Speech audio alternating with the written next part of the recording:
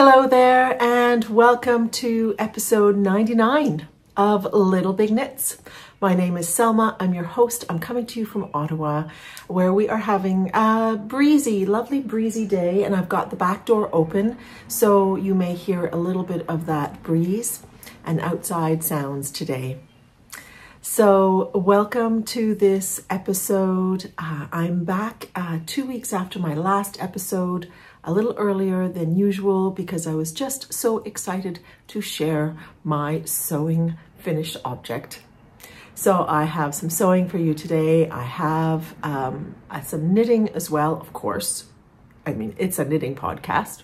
Now I have to tell you that I've been thinking a lot about sewing lately. Knitting has definitely taken a bit of a back seat, but probably not for long. I mean, I do love knitting, is definitely my first love, and I don't think that it'll be replaced. So let's see. Anyway, and we will be announcing also today the winners of the Podiversary giveaway. So I mentioned last time that it was the 7th Podiversary of Little Big Knits, and today I'm back with the prizes and lots of beautiful questions and comments. So we're in the comments from the giveaway, and I just really enjoyed reading through those, and it was just wonderful. So I jotted down a bunch of questions that I received, although, you didn't need to ask a question per se, but some people did, and I thought I'll write them down. So in addition to my sharing, my finished objects, my whips, and my acquisitions, I'll be talking a little bit about some questions. I'll be giving answers to some questions that were posed. So there you go. That's what we've got in store for today. And let's get started. I'll just quickly mention I am wearing an old favorite. This is one that I have made. When did I make this? I don't actually know. I'll put down the year here. It is a pattern by Heidi Kiermaier, a fellow Canadian podcast. She's a designer rather from the West Coast. She's a fabulous designer. And this is a design of hers called Flex. It came out in 2014. I believe it was part of a Quince & Company, could it be? I believe it used Quince & Company Kestrel as the main yarn. I made mine out of a discontinued yarn by Katia called Fanny, which had, I can't remember what was in it. It was a combination of silk and something else, and it was an Aran weight yarn, and this is meant to be knit with an Aran weight yarn of some kind. Kestrel is an Aran weight yarn. And this was such a fascinating and at the time kind of disconcerting knit when I was making. I'm like, I don't know where this is going, but it's constructed in a rather unusual way, but it has a lovely fit. And I have worn it a lot. Today I am just wearing it with some white pants, and it has just kept really well. This is really great yarn. It's unfortunate that it's a discontinued yarn. I actually got it out of a discontinued yarn bin at Wool Time, which is a local yarn shop.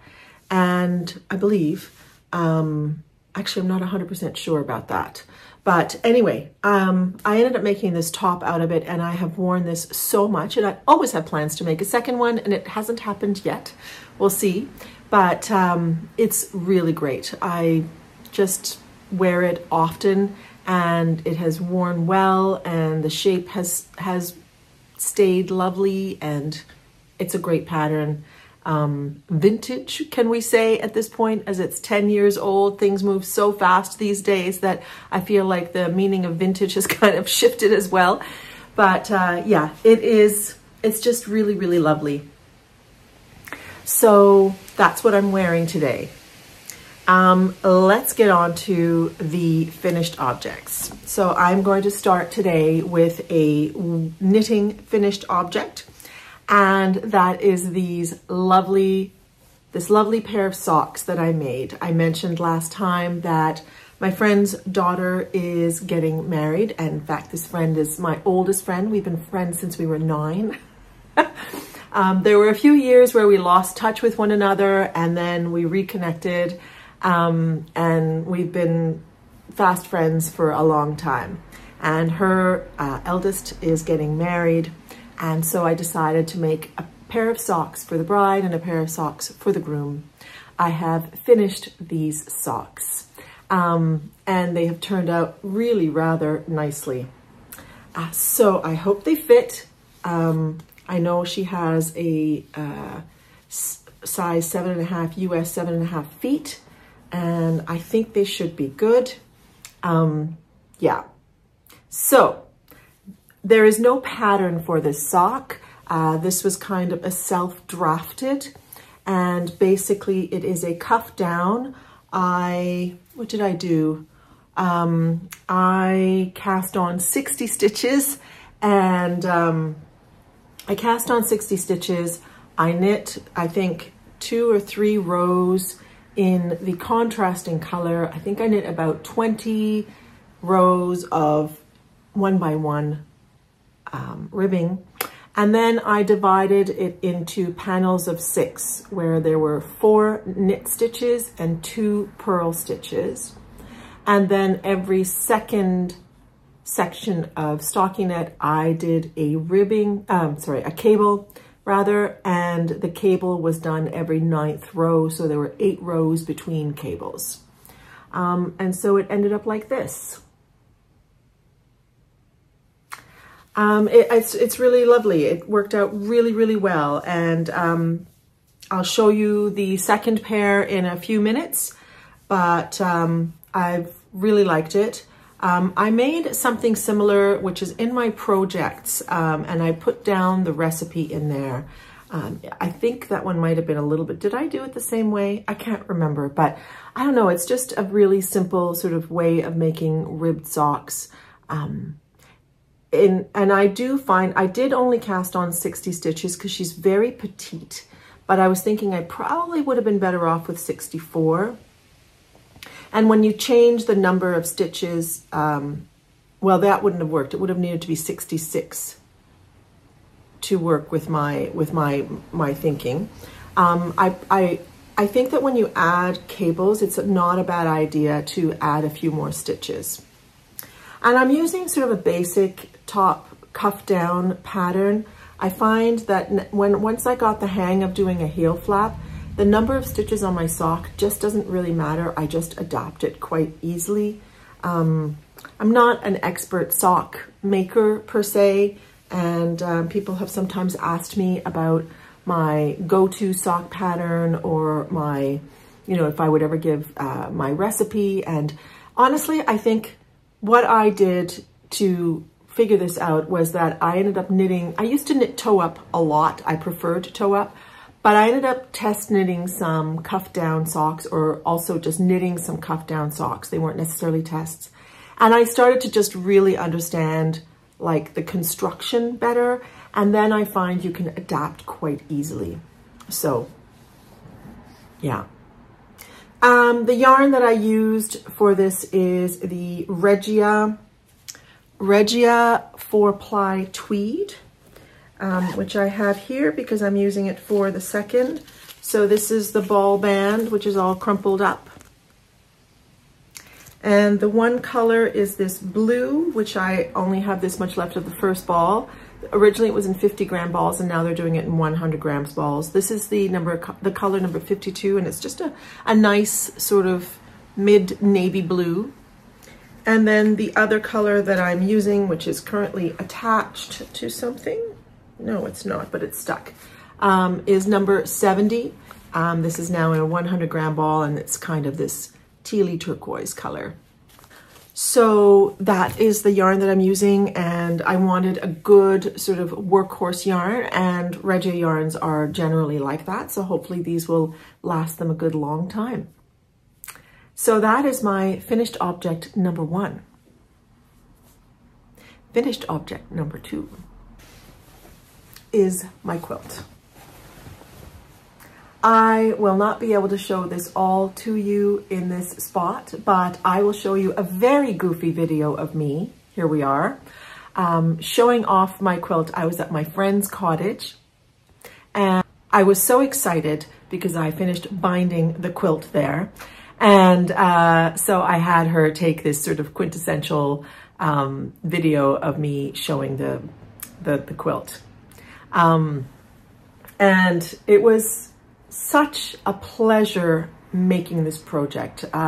Just generally speaking, there are a lot of steps to a quilt, but because I was making something that had no like objective beyond the process, I wasn't making this for a particular person, I wasn't expecting it to be perfect. It just was a wonderful process for learning.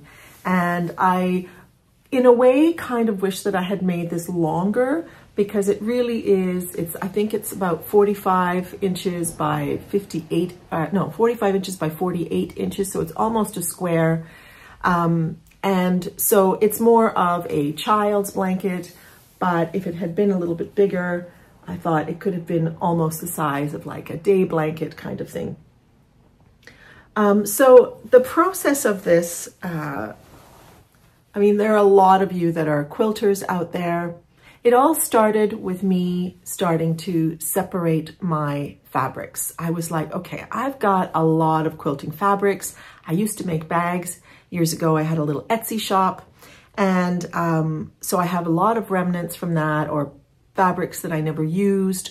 And I have bought fabrics along the way as well. So I thought, I'm gonna start dividing these into some color families.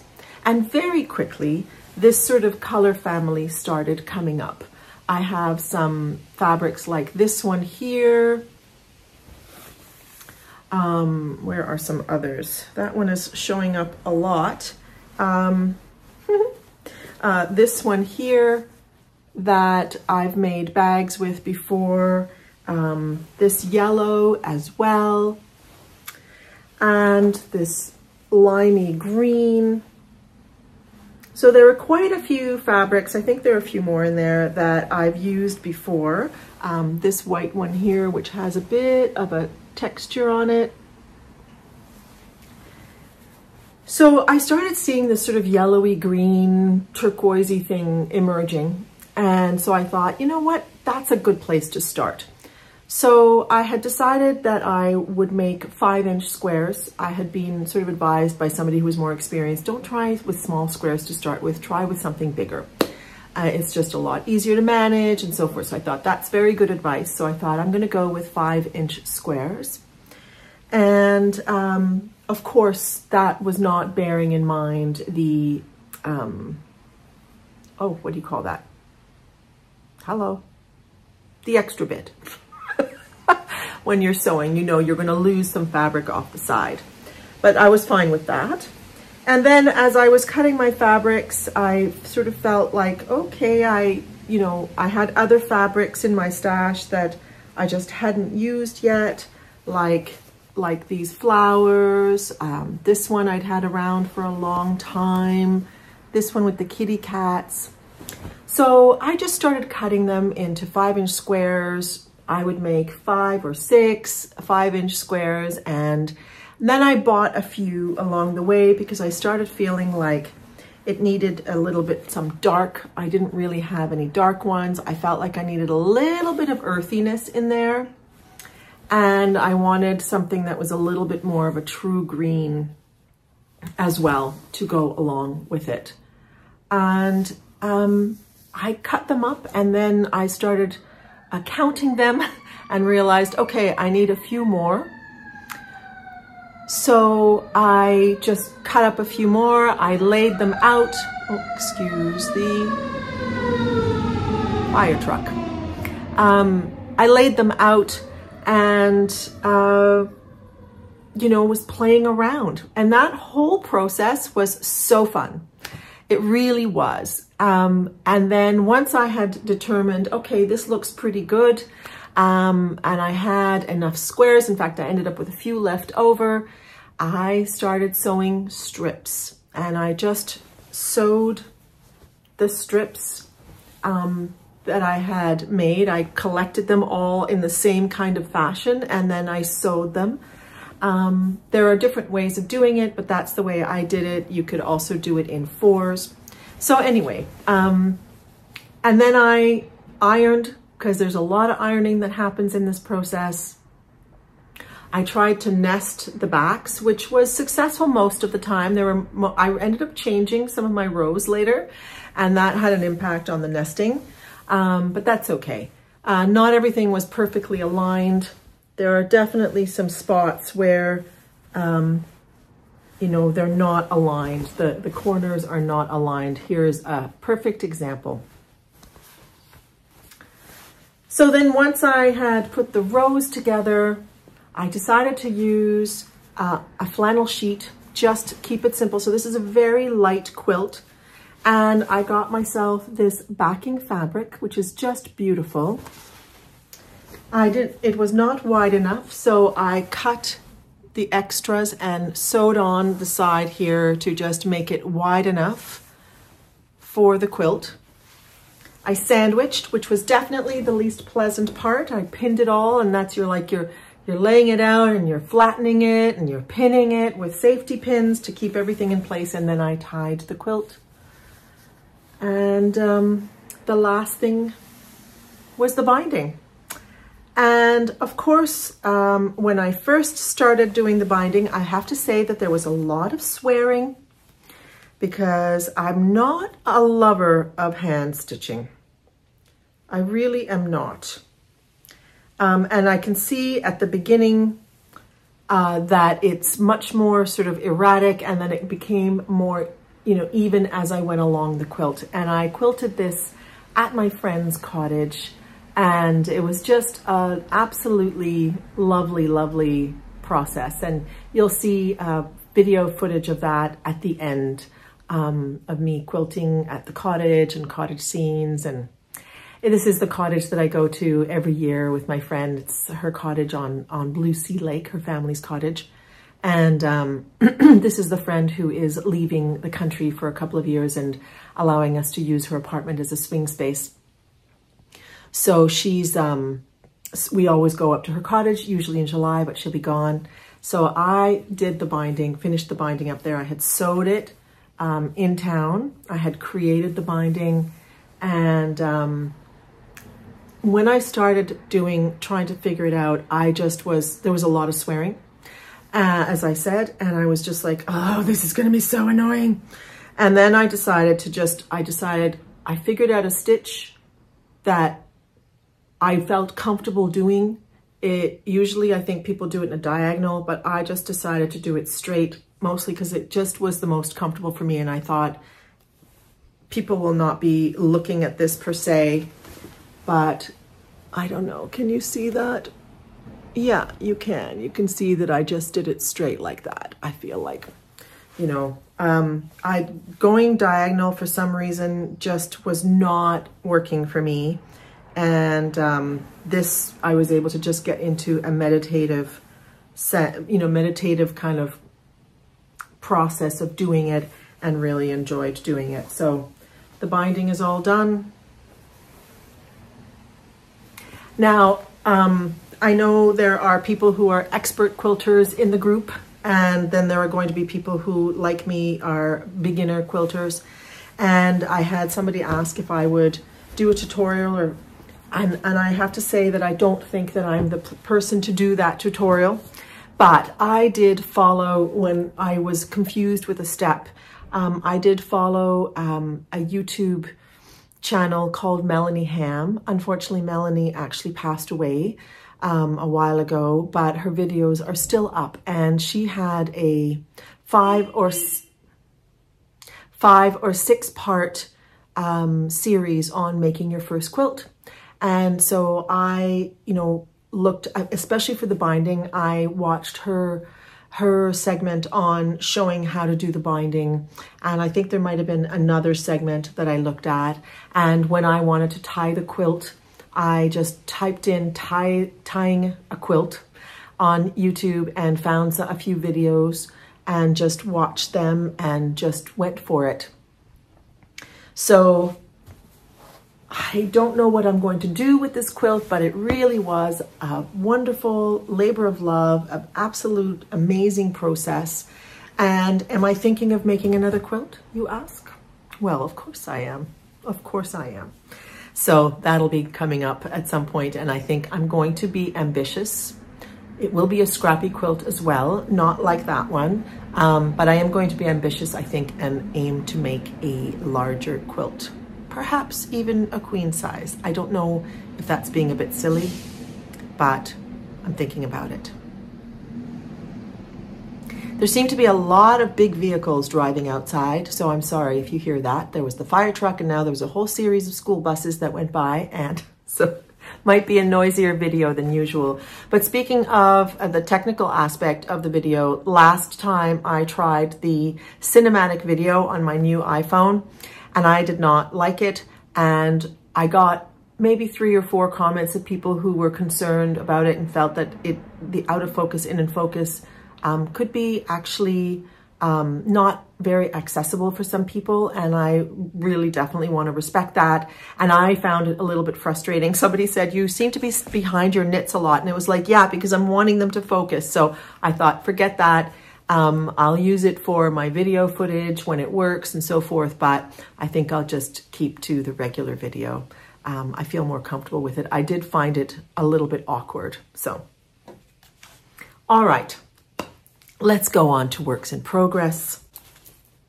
The first one is in this bag. This is a great bag. Unfortunately, this maker she was from Holland.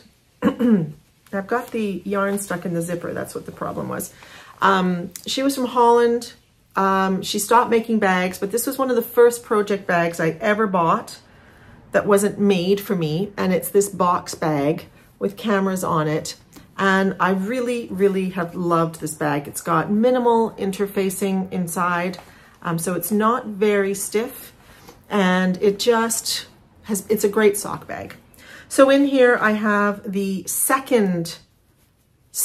first sock of the second pair, and this time for the groom, and using the same yarn as in the finished pair that I showed you, and the same idea of ribbing with cabling on every second ribbing section, with a contrast in the heel and the toes.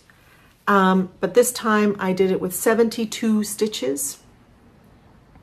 And so the layout of the cables is slightly different.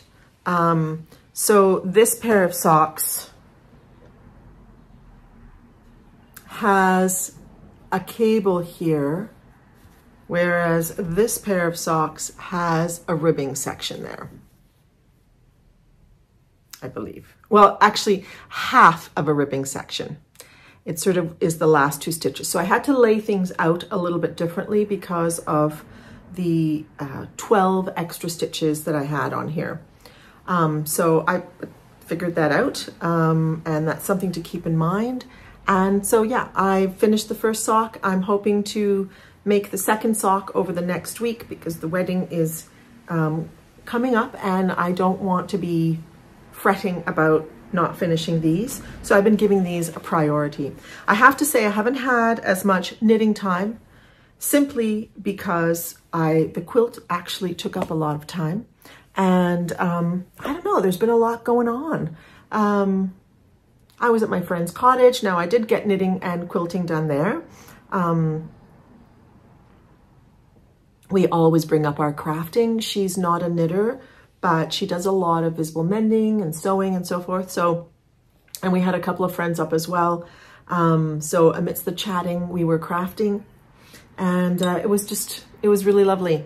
But I have been thinking a lot about sewing, and I have been knitting a little less. I have started the skirt that I showed you the fabric for last time that I had gotten at Fabrications, and thank you, Carrie, for selling that to me. I've cut the skirt and I've started sewing it, but I'll show it to you when it's finished. I'm a little nervous that I haven't made the right size for myself, but I think that's not an unusual mistake for a beginner to make. And I have made skirts before, and I have made some clothes before, but not for a long time. And as I said, I always get this weird block when it comes to sewing. So anyway, that has taken up some of my time. I haven't been knitting less, but I felt like my knitting mojo just kind of waned as my sewing mojo just kind of increased. And now I'm feeling there is a little tug of war happening. And I am feeling my knitting mojo sort of competing for first place again. So let's see. All right. Next work in progress is my ranunculus. I have not finished it, which seems a little strange. But I really wanted to focus on finishing the quilt and finishing the socks. I am on the sleeves of this beauty, and it really is very beautiful. I'm really quite in love with this yarn combination. So here it is. It's all wrinkled up because it's been stuck in a bag, but this color just is, it's such a beautiful, striking neutral in a way. Like it's a neutral, but it's got a vibrance to it that is just amazing. And I just can't believe how this has turned out. It's just beautiful. So I am making size 3 out of this. Somebody asked what size of ranunculus I tend to make, and I usually make somewhere between 1 and 3. It depends, usually between 2 and 3. This time I decided to go with 3. And I also got a question about my needles. I use a 6mm, and what is that in US? It's a size 10. And I tend to use these Chalgu needles. I don't tend to say that I have a favorite needle, but I do favor Chalgu needles. I will knit with other needles as well, but I do tend to favor Chalgu needles. So I do hope that I'll be finishing this. I do expect to finish this in the next couple of weeks. It's been a joy to make. And I will be dedicating my next episode to the ranunculus. I thought I'll bring out my ranunculi and show them off and talk about the differences and the different things that I've done to them. So if you have any specific questions you want to know about them, let me know. I won't be giving you a tutorial per se. Midori Hirose, the designer of the ranunculus, there are now about 24,000 projects of this on the pattern page in Ravelry.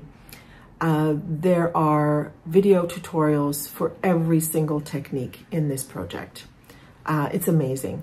And I just think having 24,000, that's 24,000 on Ravelry. There'll be plenty that aren't on Ravelry. That's a lot of sales. And so I think she has really supported the making of this with all of her tutorials. Yeah, so I won't say a whole lot about this now because I'll say more later, but I will just briefly talk about the yarns. I'm on the second ball of both of the yarns, and oops, I usually use, see, this is just an arrow needle from Germany, I think, that I've had in my stash forever. I believe this is a 5.5. And this is what I use for the neck and the other ribbings. So yeah, so I'm on the second ball of each of the yarns, and I'm using these 2 yarns, and I don't think that I'm going to need the entirety of the third balls. So I'll say at the end, next time, how much I've actually used in terms of yardage. But I'm using these 2, and I just find it really interesting because this is coming off as really nicely beige on camera, but in real life, it tends to look kind of grayish, kind of a gray beige mix.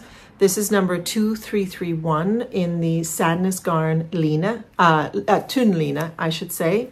So it's the thin Lina, and this is a viscose linen blend, viscose cotton and linen blend. And I am pairing it with this peachy color by Le Petit Silk Mohair by Biche et Buche. And this is color Nude Pink. And they've just created such a beautiful luminous color. So I'm really grateful to Mecca and Mel, because we got this together, and I was going for something that was more like this, and it just felt like it was going to be very cold, and that adding this was going to create a really luminous sweater, and it really has. So that's all I'm going to say about it for now. You'll see it finished next time, and we'll talk all about the ranunculus. And then my birthday was a couple of days ago, and as I had said, I have cast on the pink velvet. I have cast on the pink velvet, which is a beautiful sweater by Andrea Mowry. And let's see if I can find the first page of the pattern. Here it is. So it is knit with a fingering weight yarn. Is it fingering weight? Yes, and also a Suri alpaca and silk blend for the color work. So not only does it have the color work, but it has a bit of a textural thing happening as well. And I am using this yarn, which is Life in the Long Grass, in their Hinterland yarn, which is 75% BFL and 25% Gotland. And then I am using this Suri here in this fabulous, almost neon peach. And this is Emilia et Philomène in the Clémence colorway, Clémence line, which is a Suri silk blend, baby Suri and silk blend. And this is the color Septembre Toujours, always September. And this one was dark coral. So this will be a beautiful fall sweater. I'm really, really, really looking forward to it. I went down a needle size. The pattern calls for 3.5 to get 24 stitches, and I got 22 with that. So I went down to a 3.25, and I've just started the color work, and I think it's going to be really beautiful. I'm really looking forward to this. Yeah. I also, in the pattern, she has you go use a smaller needle for the neckline, but for the main pattern, she has used 3.5 and a 3.25 for this. So it's only going down one needle size. I ended up going down 2 needle sizes for the neckline because there was some talk of the neckline being a little bit open. So I wanted to make sure that it wasn't too open. And I'm making size 4, which is for the 44 bust. And yeah, I have 3 skeins of this, so hopefully I have enough. If I don't, it'll probably make like a sweater with 3/4 length sleeves or something like that, which is fine, because I'm expecting this to be sort of a pretty sweater. And you may see me wearing this at Rhinebeck. Who knows? We'll see. So I'll be working on this kind of slowly this summer. And I feel like I have some other works in progress that I've kind of abandoned a little bit that I'll need to get to. But right now, this was my birthday cast on, and I'm enjoying it.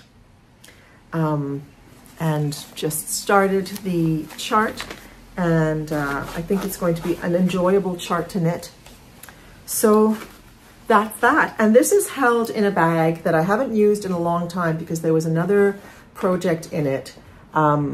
And I finally decided to take that project out.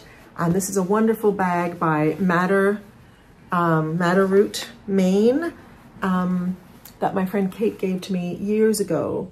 Kate of HawthornCottageCraft, who, by the way, has a podcast up. She hadn't podcasted in quite some time, so yeah, it's nice to see another podcast come up. So that's what I've been working on. What is next? Well, I've mentioned the skirt. I mentioned that I'm going to finish the ranunculus. I really want to get moving on my Mariposa cardigan, which I have not talked about in this episode, and I haven't worked on at all. I didn't get past the first 3 rows. So I am expecting to finish the Ranunculus and then dedicate time to the Mariposa. Of course, I said I'm thinking about another quilt, and the quilt that I'm thinking about is the Scrappy String Quilt. It's a free tutorial online by Quilty Love, and I'll put a picture here. I saw this and I just fell in love with it. It's a bit of a paper piecing kind, in the sense that you are creating blocks that you're supposed to sew onto paper, and I can see the simplicity of that, like it would be an easy thing to do, but I'm also not loving the idea of using paper like that. So I have to figure out, because the pieces are sewn on the diagonal at a 60-degree angle, which is easy to draw on a piece of paper, and then you sew the fabrics to create that onto the paper. But I'm somehow not loving that idea, but I have not come up with an idea to be able to create that 60-degree angle sort of systematically, and, sort of have the size. So, I mean, laying out pieces of paper at a laying out pieces of fabric on a paper or on something else at a 60-degree angle should not be difficult. But yeah, so if the quilters out there have any thoughts on that, I'd love to hear what you have to say, and the pattern will be linked below. So if you want to check it out, feel free to. I did end up buying some fabrics. I had lots in my stash, but I really wanted this to be able to go with the colors in our bedroom, or even in my friend's bedroom. But I did think a little bit about a wall hanging that I have in our bedroom. So I ended up getting these fabrics that I'll just show you. And you can see the wall hanging in the back. And those will tie in with the other fabrics that I have. And I thought it's going to be an interesting one, because it can't be too bright or too muted. It kind of has to be in there. So I'm going to see how I end up creating that. But I am hoping to start making those blocks. This is going to be a long-term project. But yeah, I'm kind of gearing up towards that. I'm going to a cottage next week for 5 nights, and I'm hoping to bring some of the fabrics and start cutting them, the ones that, the cutting strips to start working with. So that's going to be the first step. And then also I'm pretty much decided, I've actually made 4 sweaters for this summer already, which is a lot. I don't usually get that many, but I have been thinking about focusing on one more. And I think I have settled on the Look at My Holes by James N. Watts. It's just a great pattern, and it's, it's an interesting pattern in the sense that it really looks good on a lot of people. And I've been wanting to make my own sort of, my own interpretation of a mesh top, but I just think that I don't quite have the headspace, because it's taken up by sewing. And all kinds of other things that are going on. So I thought, I'm going to just pick a pattern, and their pattern is really great. So I'm going to be doing that. There you go. Because it was my birthday, there are a couple of acquisitions. The first one was a lovely gift from my friend Kate. And this is the new book by Aruna Hunoraj. I'm not quite sure how you pronounce her last name, but she's also known as Buku. Makes beautiful bags. In fact, I feel like there should be a Buku bag somewhere near me. Oh, there is. There's always something Buku. I have this little pouch that I bought from her many, many moons ago, before she was really making things for the knitting community, actually. And I've had this and use it all the time. So she has produced some beautiful books, and this one is on patchwork. And given my new love, my friend got this for me, and there are all kinds of different, I really want to make that actually, all kinds of different projects. There's this beautiful pouch. And she talks a little bit about technique. She talks about all kinds of colors. And so here's a quick view of the projects in here. This was using avocado pits. This is using some printing and then ripping fabric. Here you have kind of the log cabin look. This is naturally dyed as well. There's just really, really interesting projects in here. So this is going to be a source of inspiration. I've made a list of things that I want to make in terms of sewing, and that, where did it go? The patchwork little trivet that I showed you is probably the first thing that I would like to make from here. This one. I just think that would be a really great way also to do some proper quilting, and a great way to use a few scraps that I have. So I'm hoping to make that at some time in the near future. So that was a lovely present. And then the other knitting present that I got was, I actually bought these in May. This is a present to myself. Newton actually has another update, I think today or tomorrow. I got this from the last update, these two amazing colors. I got 300 grams, I believe, of each color. This one was called Cosapri, and this one was called, what was this called? Pomona. This really rich purple, and this sort of a little bit more muted peach, which I think will be paired, they'll both be paired with mohair, because that is definitely, I think, my favorite way of using Nutiden. Now, I still have my other Nutiden that needs to get used up, but this will definitely get knit up at some point as well. Really, really beautiful. Yeah. So those are the acquisitions, except for this one little soap that I wanted to tell you about. I went to the Ottawa Knitting Guild vendor night they had in mid-June, and I did not buy yarn. I took it as a chance to just say hello to people, but I did buy some soap. I love soap. I love soap, and I have a little stash of soap. And so every once in a while, when I see something lovely, I add to it. And this is from the Mouflon farm, which is a farm that they have their own sheep. They make wool. They did have their own wool, which was beautiful. They have Icelandic sheep primarily.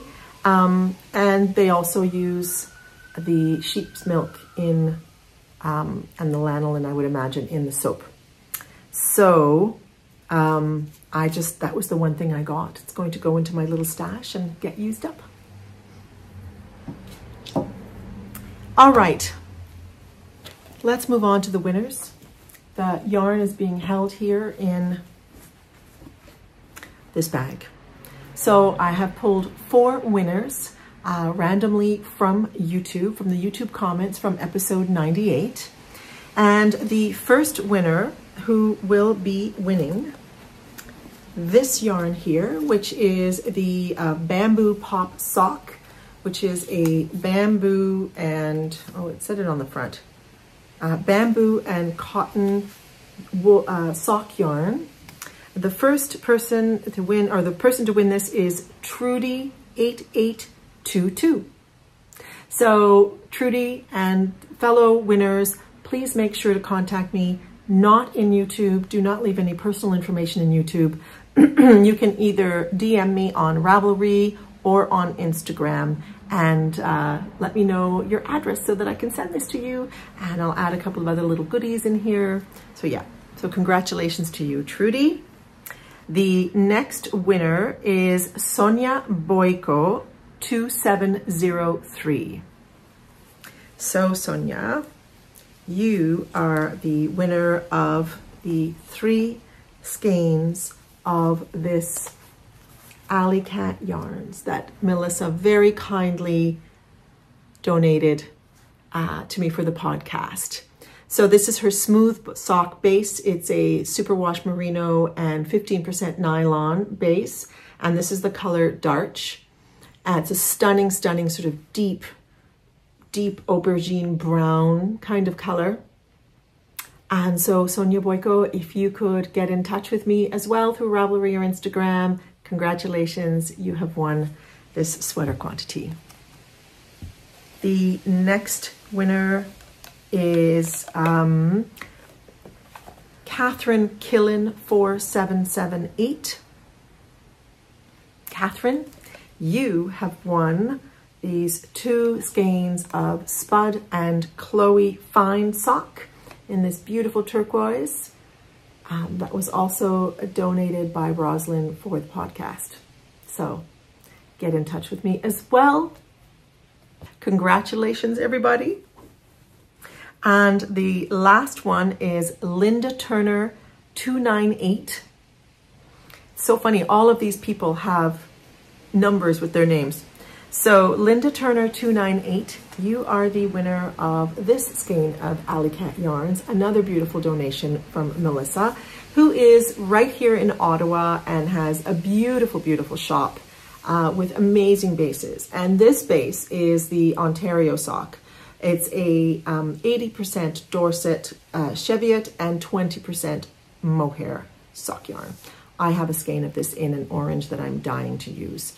So thank you for those donations, Melissa, and congratulations to you, Linda. So if the winners could please be in touch, I would very, very much appreciate it. But thank you to everybody. Thank you to everybody for your supremely affirming and lovely comments. It was so heartwarming to read. It was just wonderful, just really wonderful. I have to say that there were some comments in there that had me in tears. There were other ones that had me laughing, and there were other ones that warmed my heart. So thank you so much to those of you who are new or have been returning over and over again, and possibly even 99 times. Thank you. Thank you for being here. It's been a wonderful, wonderful ride, and I got some questions about the podcast, so I'll be answering those in a minute. But I really, really appreciate your comments this time, but every time, and just the connection that it makes me feel I have with you, and I love welcoming you into my living room. So thank you so much. So let's see what this next year brings. But for now, let's answer some questions. So I had some questions, and well, some suggestions, some great suggestions of things that people want to see. Like there were suggestions of wanting to understand a little bit more about the editing process of a podcast. So that could be an interesting one to do. A ranunculus tutorial. I also mentioned I probably won't give a tutorial, but I may talk a little bit more in detail next time about what I do to make the ranunculuses, the kinds of modifications I made, and the different versions that I have. I also had a suggestion to maybe have an episode on my favorite garments or my favorite garment. I don't think I could choose one. Like, I just don't think I could. I do love the ranunculus, but I love many of my other sweaters. And but I thought I would love to do one of my favorite garments, like perhaps my most worn. But I've also been thinking about doing one about my least worn and why they're my least worn. I also had a suggestion for a make-along based on Canadian designers. So that was a great suggestion. I haven't done a knit-along. We haven't had a knit-along, make-along since March. I think there's just been so much going on in my life that it hasn't been in my view to do that at all, but something will come up at some point. Somebody was saying, I know they're not very popular, but I do really enjoy pattern roundups. And I've done those a little bit here and there, usually at the beginning of a season, or sometimes I'll share what I have in my library, like what's new in my library. So yeah, how do you feel about pattern roundups? It seems like there are mixed reviews about these things. Somebody suggested talking about underrated designers, which I think is actually something I've been thinking about a lot, and about doing a knit-along based on that. Somebody was asking to showcase Ottawa shops, so that might be something coming up in the future. So yeah, and there were some lovely, just lovely comments. So in terms of questions, there were quite a few questions. There is some that I grouped together, and then there'll be some random ones. So let me just talk quickly about the two areas that were grouped together. The first one was really around my roots and the languages that I speak and, you know, where I've lived and that kind of thing. So I thought I'd focus a few minutes on that. And then there were some questions about the podcast and then some random ones. So my roots, I was born in Finland. If you've been around, you know that. And I was born to a Finnish mother and a Turkish father. My father left Turkey after he finished his architecture schooling. He moved to Switzerland and then moved to Denmark and then was traveling in Finland, met my mom, and then, you know, things progressed and here I am. So, and then we came to Canada when I was 20 months old. We arrived in Montreal and we moved to Quebec City after a couple of months, where we lived until I was almost 6 years old. And then we moved to Ottawa, where I did my schooling. And eventually my parents separated. My father moved back to Quebec City and did most of his architecture career there. So in terms of knowing languages, somebody asked, how did I get to know the languages that I know? So my mother being Finnish, Finnish has always been around. My Finnish is not great. I sound good, but especially because I really haven't spent much time in Finland in the last 20 years. My Finnish has never progressed to a really great level, but I have, you know, good basic Finnish, I would say. And, but, you know, I learned that from going to Finland over the summers when I was a kid. But we never really spoke Finnish at home. My mother and I always spoke English together. We really only used Finnish if we didn't want anybody to understand something. But it's unfortunate that we didn't speak Finnish at home because perhaps my Finnish would have been better. And then I studied French at school. I had many of my main courses in French, like math and geography and history, I did in French. And then I ended up, you know, going to France when I finished high school during my gap year, and in Ottawa, you end up using French a lot. So, and then I worked for the federal government where I used my French every day. So that's a language that's sort of around a lot. And Spanish, I started learning in high school Spanish. And then I went on to university where I also studied Spanish. And then I ended up going to Madrid as part of a university travel program for one semester. And then I went back to Madrid after I finished university and ended up living there for 4 years. So my Spanish is probably the best of my second languages. Well, I don't know, somewhere between Spanish and French, I would say. Not perfect, but pretty good. And I ended up marrying a South American. So although we end up speaking a lot of English at home, definitely everybody in the family either speaks or understands Spanish. And obviously his family is Spanish speaking, so we will speak Spanish with them. So that is how I've come to know those languages. And I think people will often, on the podcast, people will often comment on my pronunciation, how I pronounce other languages well. And I think it's simply because I have this tendency from learning languages that are more phonetic, like Finnish and Spanish. French is not necessarily a phonetic language in the same way. I think I've just learned to pronounce everything very sort of like phonetically. And so in many languages, it ends up working out. And I am interested in languages. I did study German for 1 year in university, and I'm interested in the pronunciation and how languages sound. And I was actually really interested in speech language pathology at one point, and interpreting, for example. And I've just always loved languages. So I think I have a tendency to listen for the types of sounds that a language has. And I find when you sound things out phonetically, you're going to be somewhat right a lot of the time, I think, and it's just a natural thing that I do.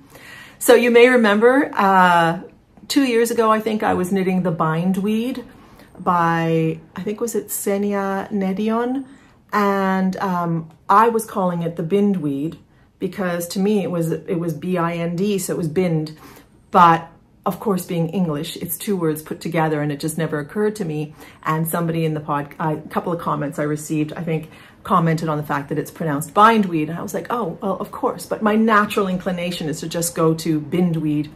I remember years ago being at a restaurant with friends and them having a good laugh because we were looking at the menu and I'm like, what's a flatiron steak? And that's a flat iron steak, a flat iron steak. And I was like, oh, but again, I just like naturally would sound things out. And again, in English, you're going to have words that are composed. So normally, you know, somebody would look at that and see flat iron, but I saw flatiron. So there you go. I was also asked about the favorite place that I've lived. I can't say that I've had, like, I really loved living in Montreal. I really loved living in Madrid. There are two cities that I absolutely love. I haven't lived that many places. I've lived in Ottawa, Montreal, Quebec City as a child, Madrid, and otherwise I've spent time in places, like I've spent a lot of time in Finland, and I spent some time in France. I mean, I really love Helsinki, but I've never really lived there, so I can't really say. But Madrid is a fabulous city, and so is Montreal, actually, I would say. Yeah. I would really love, another part of that question was, where would I like to go? My goodness, the world is a huge place with so many beautiful places. One place that I really, really want to go is Turkey. My father passed away in 2018, and I've been to Turkey twice in my life, but the last time I was there was when I was 19, was my gap year of high school. And that was a long time ago. So I would really, really like to go to Turkey and have been thinking about it ever since my father passed away. At the time, even thinking about going to Turkey was just too emotional for me. I think I can still feel the emotion in there about going to Turkey, but I feel like I really need to go. So that is a trip that I've been quietly planning in my head, but it just hasn't materialized yet. I am planning a trip next year to Morocco with 3 friends, and I'm very, very excited about that. That will be an adventure, and yeah, I'm really excited. So that's I think it for planning for trips right now. The other question, group of questions that I got was really about podcasting. I had, you know, what did I expect? What was I expecting when I started podcasting? What have I found surprising? What motivates me to podcast, and what has been my greatest challenge? I think I have mentioned in the past that, you know, my friend Sue, who had the Two Tangled Skeins podcast, asked me to podcast. And at first I was like, why would you do that? But then I started watching podcasts, and I really enjoyed the simplicity. I enjoyed the sharing. You're talking about something that you love talking about. And I think that I'm not 100% sure what I was expecting. I just really enjoyed the sharing, and I really enjoyed the interaction with other knitters. I think that was it. I really enjoyed the interaction. And I think that interaction is definitely what has kept me going for the last 7 years and what motivates me. I have a sense of loyalty to the community in a way. I feel like I really enjoy the interactions, and I feel like there's something very simple about a knitting podcast, and yet something quite profound. And it seems like such a weird thing. I did not expect this. I did not expect the profound impact that sometimes a knitting podcast can have on a person. I mean, it's had it on me as well. I did not realize that, especially in a time like the pandemic, but not only then, other times too, that sometimes a simple podcast is just a very lovely, relaxing, and a moment of respite from life's craziness, right? Or it provides connection for somebody who is kind of alone, or, you know, in a moment where they're just feeling like they need some comfort in some way and somehow, or connection around craft. Or some people feel very isolated in their craft because they don't have other crafters around. So this is a way of connecting. And I don't think I quite realized the impact of that when I first started podcasting. But I think that is what keeps me going. That is what motivates me. And it's like we are connected together through this. And I feel like it makes something larger and more profound and more beautiful. I also think that something like a craft it's a connection to this world, but it's also a connection to our previous generations, because these are things that have come up through time. And I'll be talking in a little bit about the carpet that my grandmother, the wall hanging hooked rug, I guess, that my grandmother had made that I washed, that I talked to you about last time. But you know, that is like 100 years right there of connection. So I think that, you know, in the end, I think that is what motivates me, is I feel such a sense of connection, a sense of loyalty, and a sense of commitment to the community in a way. And I really enjoy sharing my love of making. So I think that's what motivates me. My biggest challenge, I would say, is sometimes the time. I think, okay, this is going to take up my time. That at times can feel a little daunting, but I decide that I'm not going to let it take over my day. I do the podcast part, which is what we're doing now, and then I do some other things. I, you know, go out, run my errands, I do whatever I'm supposed to do, and then later in the day, I start editing. And then often it'll take the evening, but if it can't, I do it the next day. I try not to stick to some schedule that I create, that it has to go up on a certain day, that it has to be this, because I feel that actually that kills my mojo. If I start making promises that I eventually can't keep, it just kills the joy. So I just try and not get stuck in the details, but definitely that is a challenge, to not get stuck in the time that it might take, and also the external things like the analytics that YouTube provides. One can get very stuck in, okay, how's my video doing? And that does happen to me sometimes. I'm like, oh, how's it doing? Oh, how come it's not doing well? How come I've got less views? What's going on? And I feel like a lot of it is the YouTube algorithm, system, game, whatever you want to call it. And I think if I start getting really stuck in that, if I really start thinking about what kind of a title can I make so that everybody watches it, that just kind of takes my joy away a little bit. Of course, I'm thinking about what should I call my podcast? What's the title this time? But I feel like the challenge is to not get too taken up by those data bits and the comparing with others. And I feel like that, I don't feel like we're in competition. I feel like I'm in a community of podcasters. Some people, we're all doing different things. We're all offering different things. We're all successful in different ways. And I don't want to get stuck in that, because that's not what it's really about. So I try very much to keep my eye on the beauty of what it is. So I think that's the challenge, is not to get wrapped up in that. All right, on to the random questions. One is determining yardage for a sweater. You know, I think I've knit about 120 or so sweaters at this time. And I think with time, you know, I've come to realize that I usually need about 1,100 for a normal sweater. You know, not very long, with normal length sleeves, about 1,100.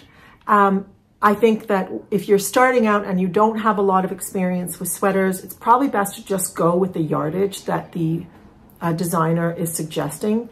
And after a while, you start to realize, well, they suggested 1,300 and I only used 1,100. Oh, they suggested 1,400 and I only used 1,100. And you start to see that you can get away, what you can get away with. I think it's always good to have a little buffer, just in case. But I think, you know, with time, you start to figure that out. Now, obviously, if I'm adding cables, that adds yarn, because cables do require a little bit more yarn. You know, it's a more dense fabric. So things like that, if I decide that if I don't know, but I'm thinking I might want to make like a cardigan that's longer, then I'm probably going to add a couple of 100 yards to it. And you're always going to have leftovers. And that is the next challenge, is to figure out, what am I going to do with those leftovers? So yeah, that's that question. The next one is, how do I keep track of my goals? I don't really keep track of my goals too much. In terms of my knitting goals, I do tend to make lists of things that I'm kind of wanting to make, or yarns that I'm wanting to use. And then it goes where it goes. Sometimes if there's a list of 10 things, I'll make 3 of them. Sometimes, you know, things can pull me in different directions. Like I decide I want to do a test knit, or suddenly I'm just drawn to using another yarn, or I decide that I realize I really need this right now in my summer wardrobe, for example. And so I'll focus on that. So I don't like to make supremely firm plans that I can't deviate from. I do tend to make sort of like general ideas, like, okay, I really want to use this yarn, and I really want to make that sweater. And I feel like it's a lot of play. I feel like I love playing with ideas, you know, thinking, oh, that's a nice sweater. What would I use for that? Or that's a nice yarn. What kind of sweaters could I make for it? And then sometimes they'll be like, right now, that's what I want. And then I go for it. So I don't tend to make very firm goals, and they are literally in my little notebook. This is my Hobonichi for this year. I love these little Techo weeks, I think they're called. And they have the days and months, weeks, but they also have note pages at the back. And so I tend to keep track of my ins and outs. This is how I keep track of my ins and outs. This year I've been doing that. Actually, what am I knitting? And that's the outs, and what is coming in, and that's the ins. And I have this goal of being out 15,000 yards. And I was doing really, really well until I went to Knit City, Montreal, and now I'm lost. I'm down at like 9,000. But I'll get that up, because I'm not going to be buying a whole lot of yarn in there. And that does include the Nutidin, by the way. So the rest of the year will be mostly quiet. I might buy something at Rhinebeck, but I don't intend to buy a whole lot of yarn. But that's it. That's it for that. And I really love these little Hobonichis. They're a little expensive, but this has turned out to be the perfect size, really good quality paper, and it just has everything I need in the one little book. Do I have a large stash? Somebody said they thought I probably didn't, and I thought, I think it's pretty clear. I have a large stash.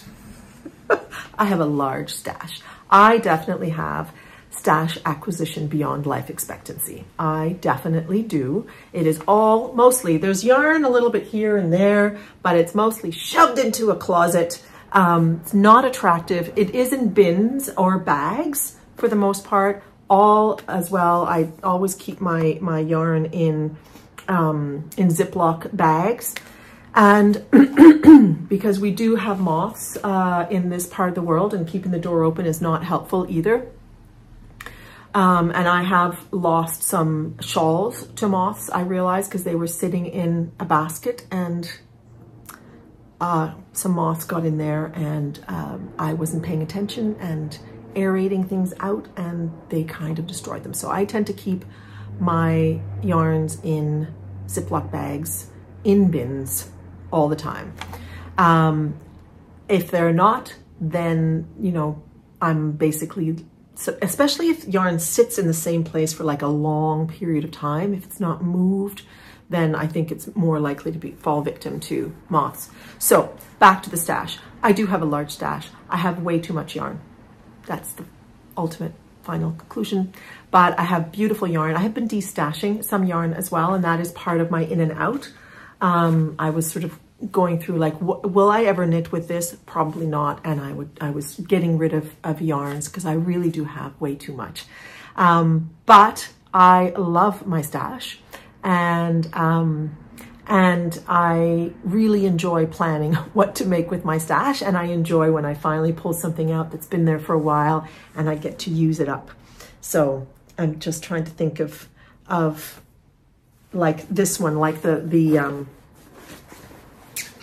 pink velvet.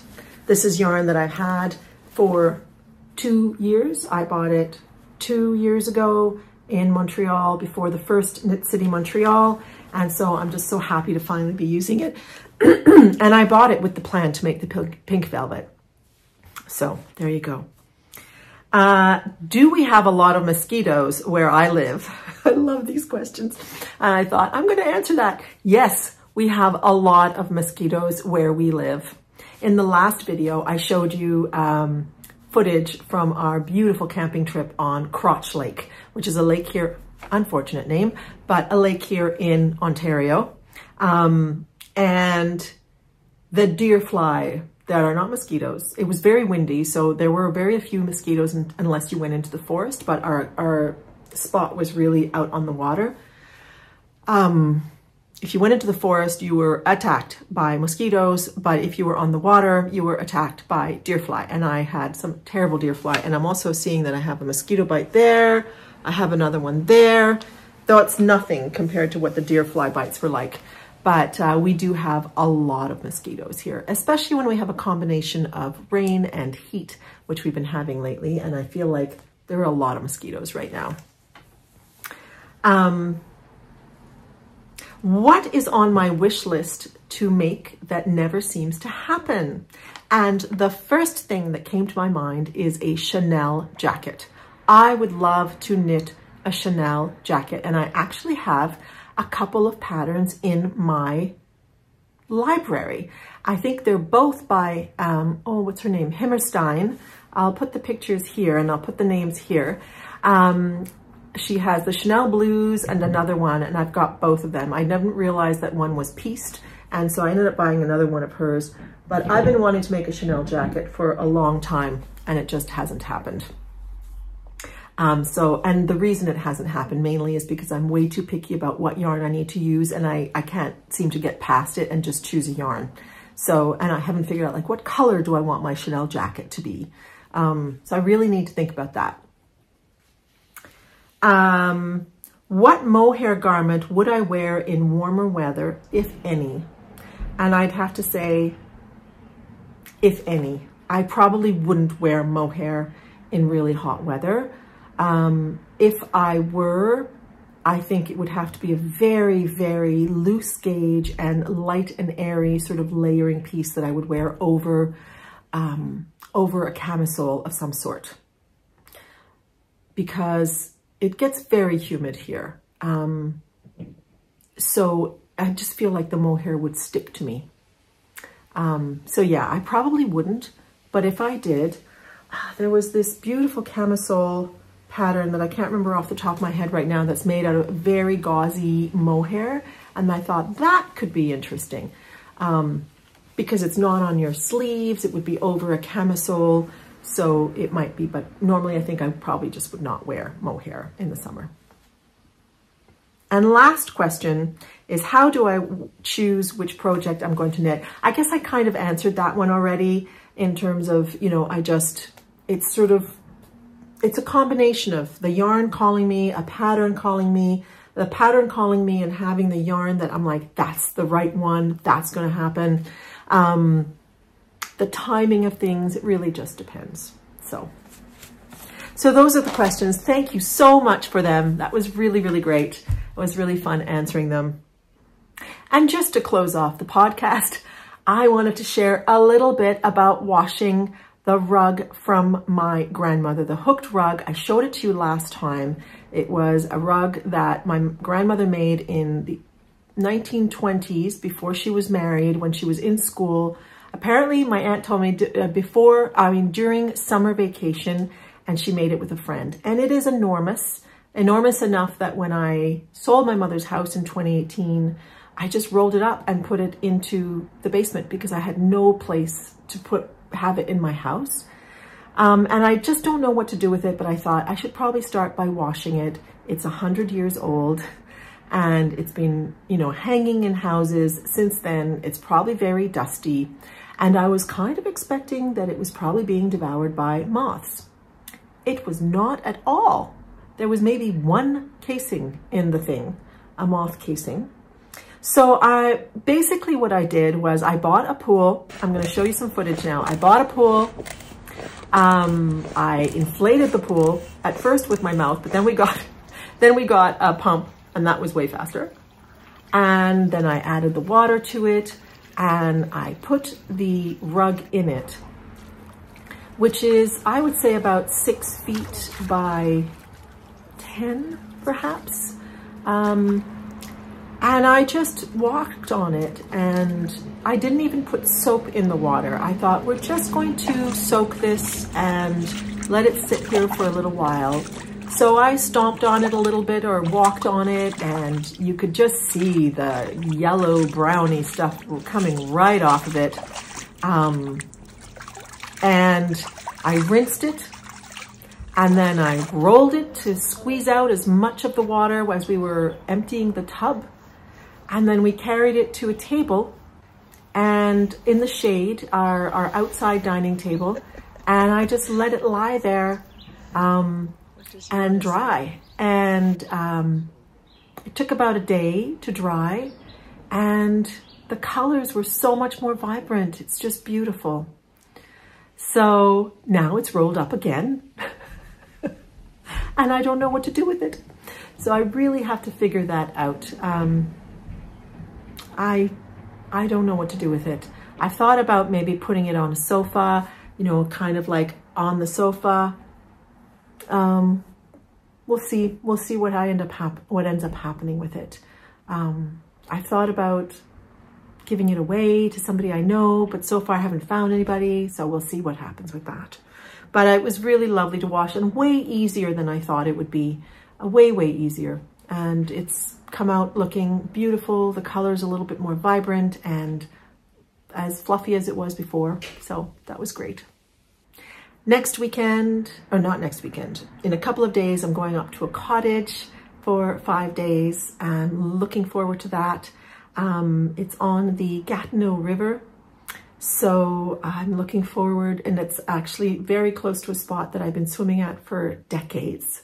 So I'm really looking forward to being on the Gatineau River. It's a great river to swim on, and looking forward to bringing some crafting with me. I will be finishing the second sock of that wedding pair. I'll be finishing my ranunculus. I'm going to bring my cutting mat and my cutter and some fabric. So I'm hoping to do some of the prep work for the quilt. I'll see if I bring my sewing machine. I've kind of been thinking about it, but now I've been thinking that maybe that's a bit much. Maybe I will just plan to prep for the quilt, and I'll finish the skirt either just before then or when I get back. And I'll show you if the skirt was a success or a fail next time. Yeah, and that's it. I feel like I've been talking a lot today. Thank you if you're still here. I hope you've enjoyed. And I'm going to leave you with footage from my friend's cottage with little bits of the quilt. Her cottage is on Blue Sea Lake, which is in Quebec, on the way to, it's past Gracefield and on the way to Maniwaki, in case you're from the area. It's a beautiful, beautiful lake, and we had wonderful, wonderful swims. And it was a very quiet weekend, actually, despite it being a long weekend, but the forecast was not very good. We got one day of real rain, but we still swam and just really enjoyed being there. So I'm going to leave you with that, and we'll see you next time, and let's talk about the ranunculus next time. Take care.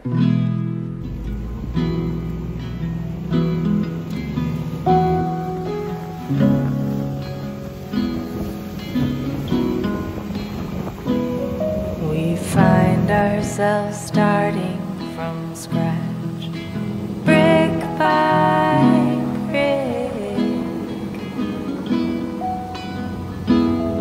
No path carved out for us now. The brush is thick. All I'm asking now, don't give up on love. Don't give up. Don't give up on love.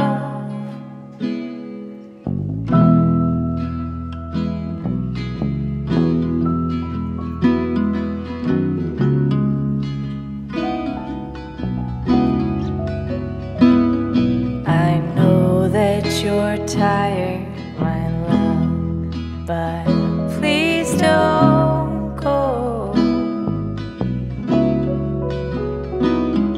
There's valleys and mountain tops on this rocky road.